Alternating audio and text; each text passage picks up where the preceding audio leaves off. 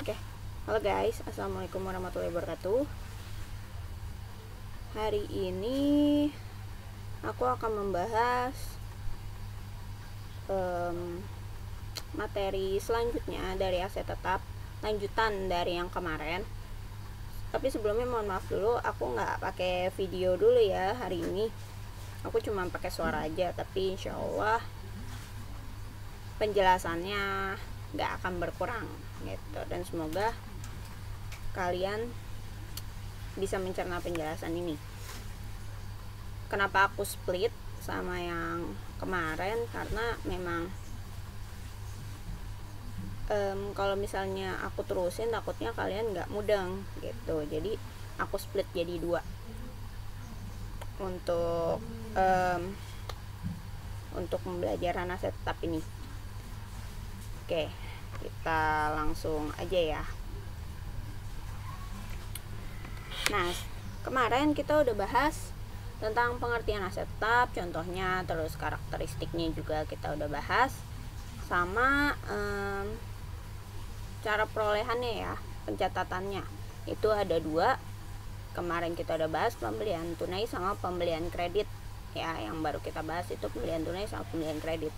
Nah, sekarang aku akan membahas pertukaran aset tetap, yaitu pencatatan jurnal selanjutnya atau cara perolehan aset tetap selanjutnya. Pertukaran aset tetap. Jadi, pertukaran aset tetap itu sebenarnya ada dua kondisi. Kondisi pertama adalah di saat kita untung atau kita laba. Nah, kondisi pertama itu di saat kita laba. Kondisi kedua adalah di saat kita rugi. Nah, sekarang aku akan membahas kondisi pertama dulu. Kondisi di mana kita menukarkan aset tetap, tapi kemudian kita mendapatkan untung dari sana, gitu.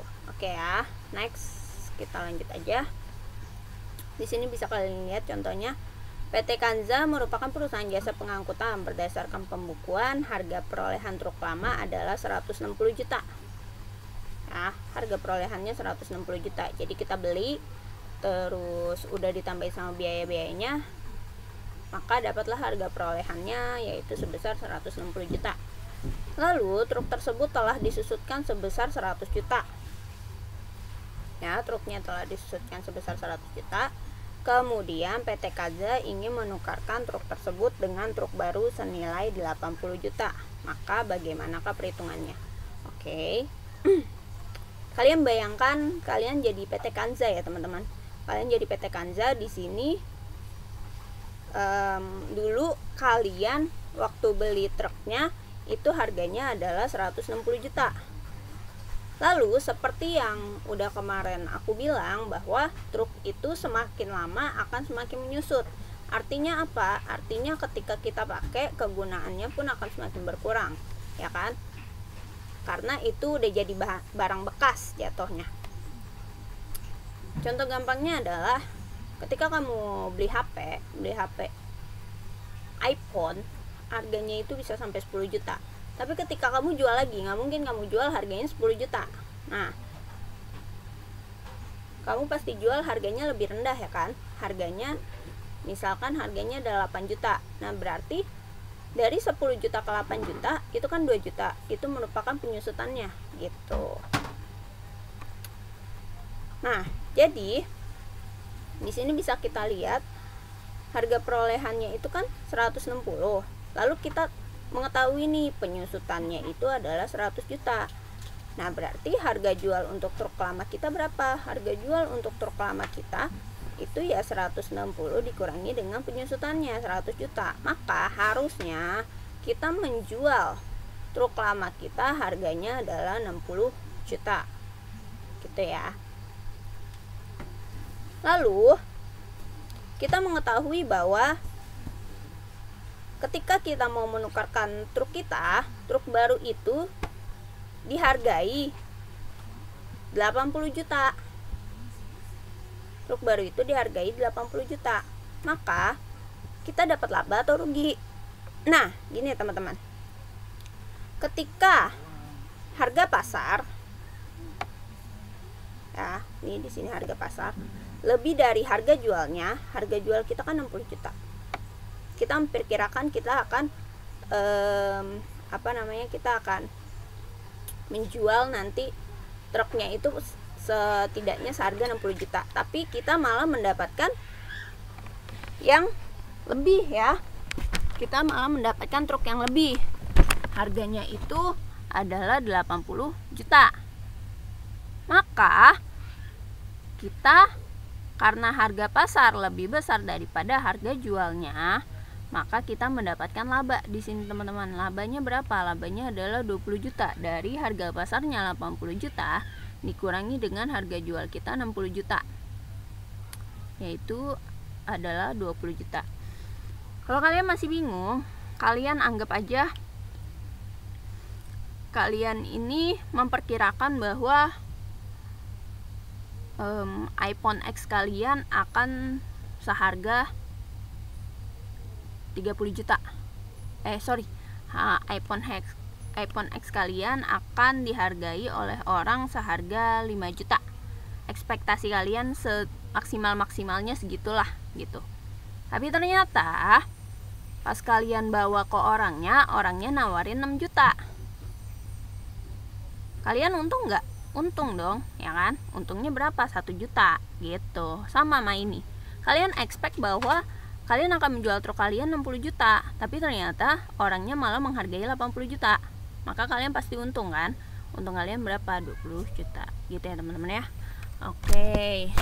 Next. Maka jurnal untuk mencatat transaksi ini gimana? Nah, kita kan udah dapat truk baru ya. Tadi kita udah dapat truk baru. Truk itu kan masuk ke dalam kategori harta. Nah, harta bertambahnya di mana? Ada yang masih ingat? Harta bertambahnya di debit ya. Jadi truknya pasti di debit karena kita mendapatkan truk baru. Oke. Next. Kemudian kita kan menjual truk lama kita, otomatis truk lama kita udah nggak ada, ya kan? Udah kita buang. Truk lama kita udah menyingkir, udah berkurang. Nah, ketika truk lamanya berkurang, maka truk itu kan tadi termasuk harta ya. Harta tadi bertambahnya di debit, maka ketika berkurang dia berkurangnya di kredit. Maka truk lama kita akan kita masukkan ke kredit. Karena apa? Karena dia sudah tidak kita gunakan lagi, sudah tidak ada, jadi harus kita kurangi. Truk lama berkurang yaitu sebesar 160 juta. Lalu ada akumulasi penyusutan. Akumulasi penyusutannya di sini adalah akumulasi penyusutan truk lama, ya kan? Karena truk lamanya udah nggak ada, berarti akumulasi penyusutannya juga harusnya nggak ada, harus kita kurangi. Nah, akumulasi penyusutan, ada yang tahu akumulasi penyusutan bertambahnya di mana? Akumulasi penyusutan bertambahnya di sisi kredit. Jadi ketika kita mengurangi, dia harus berada di sisi debit.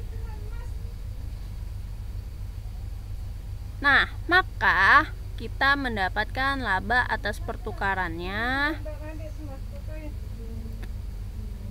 Kita mendapatkan laba atas pertukarannya itu adalah sebesar 20 juta di kredit. Laba itu bertambahnya di kredit ya teman-teman ya. Laba itu bertambahnya di kredit.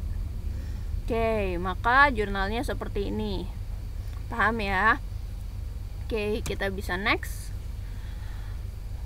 Nah, ini adalah contoh kasus yang kedua.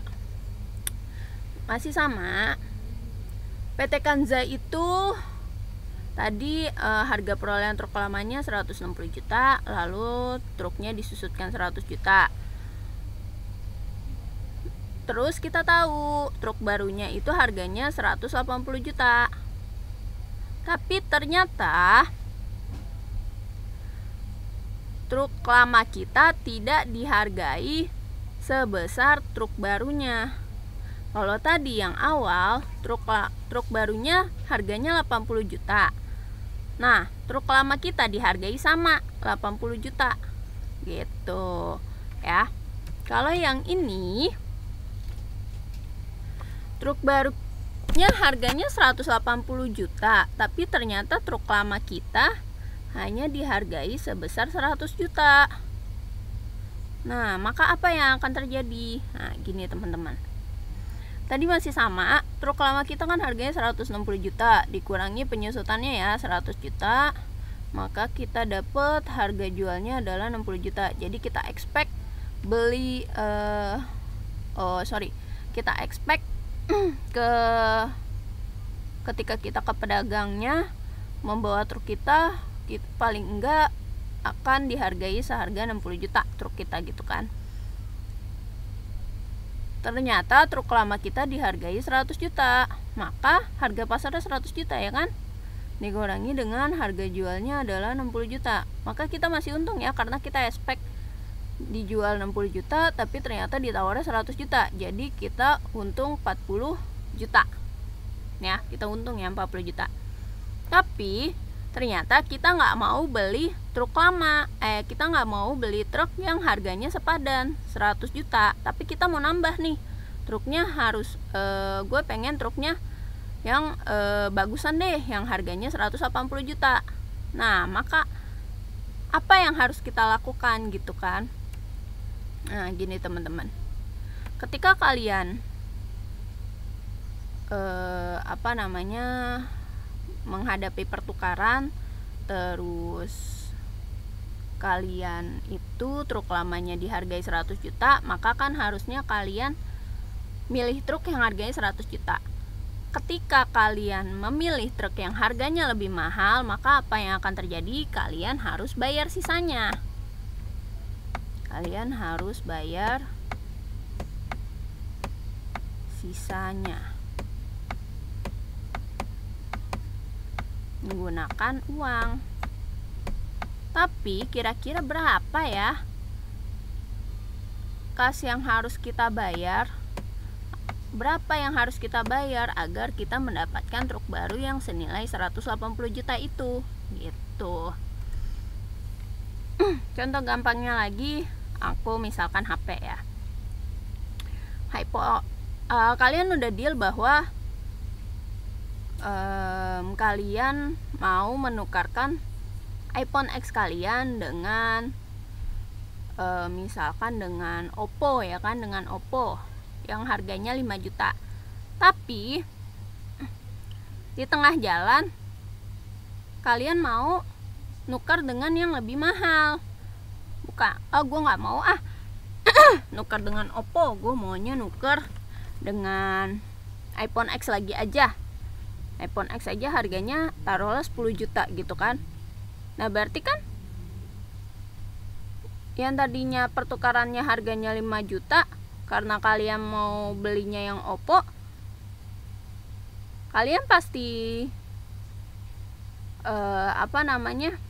menambah uangnya ya kan, karena pertukaran kalian itu 5 juta awalnya, dan sedangkan iPhone X harganya 10 juta, kan gak sebanding.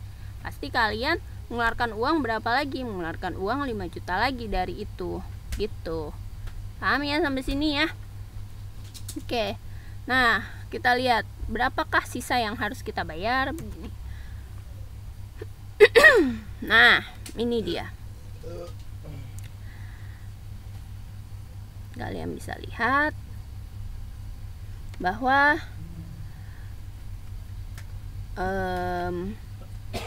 truk barunya dihargai, tadi kan truk barunya harganya 180 juta ya. Truk baru kan kita dapat truknya, berarti bertambahnya di sebelah debit ya. Lalu akumulasi penyusutan, karena dia udah nggak digunakan, jadi dia harus berkurangnya di sebelah debit sebesar 100 juta. Lalu truk lama karena kita udah nggak pakai lagi, maka dia harus dikurangi sebelah kredit sebesar 160 juta. Lalu kita punya laba ya. Laba itu bertambahnya di kredit sebesar 40 juta. Nah, kasnya 80 juta. Kasnya 80 juta dapat dari mana? Dapat dari gini teman-teman. Kan truk lamanya tadi dihargai 100 juta. Kita mau beli truk baru 180 juta. Maka uang yang harus kita tambahkan berapa? Ya 180 juta. 180 juta dikurangi dengan 100 juta, maka berapa hasilnya? Hasilnya adalah 80 juta. Inilah yang harus kita bayarkan lebihnya gitu. Jadi kasnya kita mengeluarkan uang kan, karena kita mau bayar truknya, berarti kasnya berkurang di sebelah kredit sebesar 80 juta gitu ya teman-teman ya, paham ya? Oke, langsung kita next. Gimana kalau misalnya pertukaran aset tetapnya itu rugi? Sebenarnya sama aja teman-teman. Oke, kita misalkan truk lamanya itu harga perolehannya 160, lalu penyusutannya 50 juta, maka kita dapat harga jualnya truk lamanya 160 dikurangi penyusutannya 50, maka harga jualnya 110 ya teman-teman. Oke, PT Kanza menukarkan truk tersebut dengan truk baru. Truk barunya bernilai 100 juta. Nah, ini kita expect bahwa kita akan menjual dengan harga 110 tapi hanya dihargai 100 juta. Kita rugi nggak? Rugi ya kan? Karena harga jualnya lebih besar daripada harga pasar, maka kita akan merugi sebesar 10 juta. Gitu ya. Oke. Next, maka jurnalnya gimana? Jurnalnya masih sama. Kita kan beli truk baru, berarti truk barunya pasti bertambah di debit sebesar 100 juta. Lalu ada akumulasi penyusutannya karena dia udah nggak dipakai, jadi dia berkurang di debit sebesar 50 juta. Lalu truk lamanya juga nggak kita gunakan ya, truk lama nggak kita gunakan, maka akan kita kurangi di kredit sebesar 160 juta. Lalu ada rugi atas pertukaran. Rugi atas pertukarannya tadi berapa? 10 juta ya. Dan jangan lupa rugi itu bertambahnya di sisi debit ya. Kita punya rugi sebesar 10 juta gitu. Oke ya. Oke. Next, lanjut pertukaran aset tetap yang berikutnya. Nah, ini sama, kita punya harga perolehan 160, lalu penyusutannya 50. Jadi harga jualnya masih sama ya, 110 dari 160 dikurangi dengan 50 jadi 110 juta. Lalu PT Kanza menukarkan truk tersebut dengan truk baru senilai 100 juta. Padahal truk lamanya hanya dihargai 80 juta. Jadi kita pengen beli yang 100 juta. Padahal cuma dihargainya 80 juta doang ya kan? Maka kita akan menambah uang berapa nanti? Kita akan menambah uang berapa? Kita akan menambah uang sebesar 20 juta ya kan?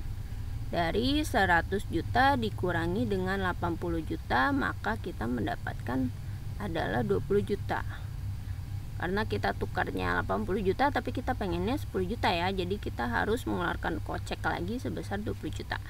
Gitu. Oke. Nah, terus pertukarannya rugi apa laba nih? Nah, kita expect jualnya 110, tapi ternyata truk lama kita cuma dihargai 80, maka kita akan merugi ya. Kita akan merugi sebesar 30 juta. Gitu. Maka jurnalnya adalah truk barunya bertambah ya di debit, terus akumulasinya berkurang di sebelah debit, lalu ruginya bertambah di debit, truk lamanya berkurang ya karena kita udah nggak pakai, berkurang di kredit, lalu kita mengeluarkan uang lagi karena kita mau beli yang lebih mahal ya, berkurang di kredit sebesar 20. Maka inilah jurnalnya gitu. Oke, terakhir ini adalah cara perolehan aset tetap yang terakhir itu melalui sumbangan. Jadi nggak cuman kita beli secara tunai, beli secara kredit, atau kita bisa menukarkan aset tetap kita, tapi kita juga bisa mendapatkan sumbangan dari orang yang tidak kita duga gitu. Misalkan contoh, diterima hadiah dari pemerintah sebuah mesin senilai 125 juta. Maka jurnal untuk mencatat transaksi ini ya udah, kan kita udah nerima mesinnya kan, berarti mesinnya bertambah di sebelah debit. Lalu karena ini jatuhnya adalah hadiah, jadi harus ditambahkan ke modal. Nah, modal bertambah di mana? Modal bertambah di sebelah kredit. Masing-masing adalah sebesar 125 juta. Oke. Itu materi yang bisa aku sampaikan. Kalau misalnya ada yang mau ditanya, tolong tanya di grup ya kan, karena aku nggak tahu kalian itu gak bisanya yang mana gitu kan, jangan sampai menghalangi. Oh ya, kita masih ada satu pertemuan lagi akuntansi keuangan besok. Hari ini akan aku kasih kuis lagi untuk soal ini, sama perbaikan untuk yang nilainya jelek kemarin ya,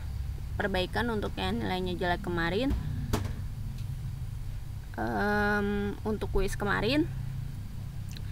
Terus minggu depan kalau ada akuntansi keuangan lagi, karena satu materi kita ini udah habis, aku pengen ulangan. Jadi aku mohon banget, kalau misalnya kalian gak paham, tolong tanya gitu ya. Oke, cukup sekian dari aku. Wassalamualaikum warahmatullahi wabarakatuh.